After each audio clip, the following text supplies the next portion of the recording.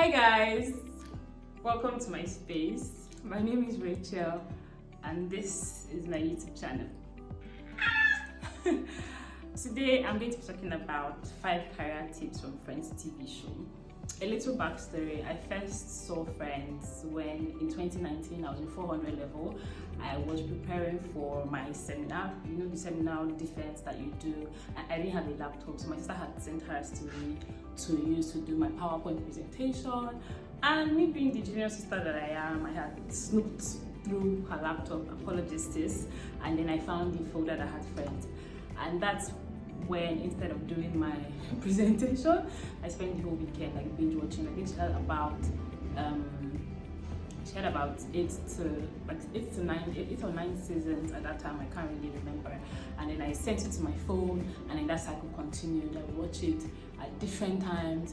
I got the complete 10 seasons. I think I've watched it like over 1 million times, and I think it only like fits that my first video comes from Friends. And if you haven't seen it, this is your cue to like see it. It's on Netflix Nigeria. If you have, who's your favorite character? Drop it in the comment below. So I have my little notepad here that I will be using to basically share the tips that I have gathered. I am also a HR professional. In case you're wondering, why should I listen to you say, who do you think I am? I've been in HR for about 3 years now, and I think I can talk about it a little. Number 1 is it's okay to start small. So if you've seen the show, you know that Rachel started as a waitress. She had this whole big dream of being like a fashion entrepreneur, a fashion career person, a stylist. But she had to start as a waitress because she didn't really particularly have any skills and all of that. So it just brings us back to modern day. So you have people who, they have this really big vision. They want to be a financial analyst. They want to be a Big 4 accountant. And then they have this goal in their very before, and they refuse to leave that big picture and start from where they are or start small. While it's okay, most times it's good for you to start small, in the sense where if you're aiming to be a Big 4 accountant, for instance, you've applied, you've done your test, they're not calling you back, or you're not passing through stages, while you're upskilling for the next opportunity, you might want to start off with being an accountant in a smaller firm, and then maybe growing, and then even we have people who did not start off at entry level or graduate trainees at Big 4 who were able to pivot and become experienced hires in this Big 4. Do you understand? So it's okay to start small. Number 2, you don't have to love your job if it pays the bills. I think most of the seasons, most of the series up to like season 8 was Chandler complaining about his job. It was paying him, it was paying his bills, he was making like really good money at the time, but he didn't like the job. He didn't move till like maybe season 8 or 9, but he stayed and he was making money and all of that. So what I tell people, when I speak to people, what I tell them most of the time is, it's okay if you're working for money, strictly for money. Let your money, that money you're working for, let it fund your passion. Especially the passion is not paying, or the passion is in the lucrative field. It's okay to do something else that pays your bills while you're pursuing passion, until passion can now actually take off and start making money. 3, never give up.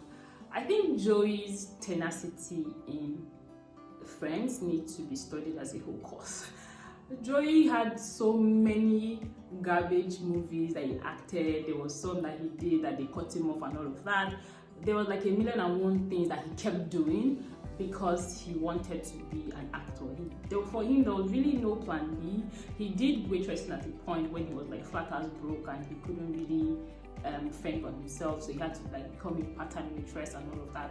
But for him, being an actor was the goal, so he kept pushing. Oh my days. From audition, I don't think there's anything that Joey did not audition for. At the point he auditioned to be a woman, like they were casting a woman and he auditioned for it. So it's okay to keep pushing, never give up. You don't really know where your big break can come. Take it from Joey. Number 4, you need support. I think one of my favorite reasons why I absolutely love the show is because of this community of friends that they portray, that they build. They live close together to an extent, but then you see over the course of the show, you see people who have supported each other through down times, through good times, bad times, great times.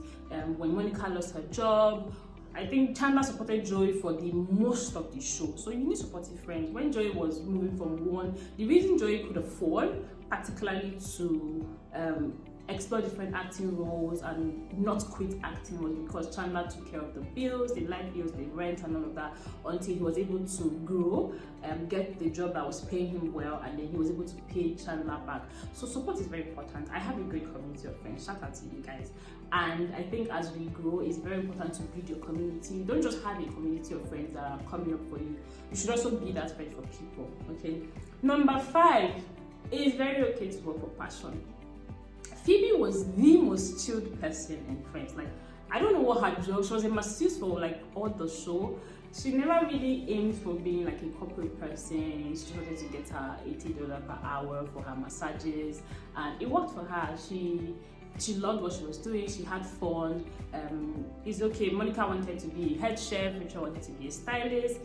Chandler at a point wanted to make money and then he pivoted into advertising at a point and all of that. So I think it's very important that not everybody will work for money, not everybody should work for money.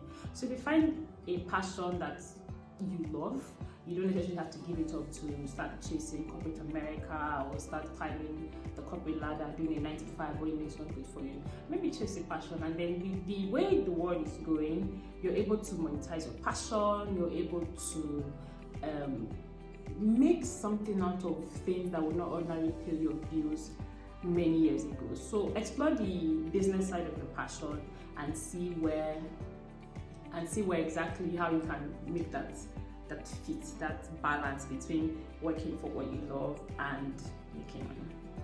Number 5. Oh, I think I said number 5 was do what you love. Bonus tip. Watch Friends if you haven't. Okay. Oh yeah, yes, strike that. So bonus tip. Know your onion. It's very important, especially for early career level people, mid-career level people. You're trying to transition, you're trying to grow, you're trying to get promoted. Know your onion. I have an undergraduate degree in plant biology and biotechnology, and then I pivoted into HR. One of the things that helped me personally was the fact that because it was something I was passionate about, I was very hungry for knowledge.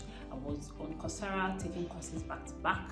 I was reading the Nigerian labor law because it was a part of HR. I was reading it back to back. It was fun for me. So I was acquiring all of this knowledge, and while I was trying to do interviews, trying to get a job in HR at that time, there was one interview particularly that I did that at the end of the interview, I was telling myself that you bad gone. Me say if I know say I try. I just did not have the platform to have like hands-on experience. But my mantra is I want to know so much that there is no interview I would go that I would not pass because of a knowledge issue. If I am not selected, it's not because I don't know what I'm saying or I'm not able to answer questions, but maybe because of something entirely. So read books, be hungry for knowledge, especially if you're in a very competitive field, especially if you work in an organization that is very defined, where the difference between you, the difference between the two people who will be promoted to the next level might be a knowledge gap or something else. You don't want to. My sister told me something late last year, and she said, worry about the things that are in your control. No, that's not how she said it. She said, don't worry about the things that you can't control. Oh God, my brain. She said, don't worry about the things that you can't control. The idea is, if something is within your power, let that not be the reason that you fail, because you could do something about it. So let it not be that it's because of knowledge, a book that you did not read, or a course you did not take, an exam you did not write. That's why you failed, in quote.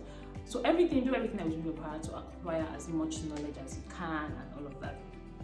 Thank you very much for coming to my YouTube channel. This is my first video.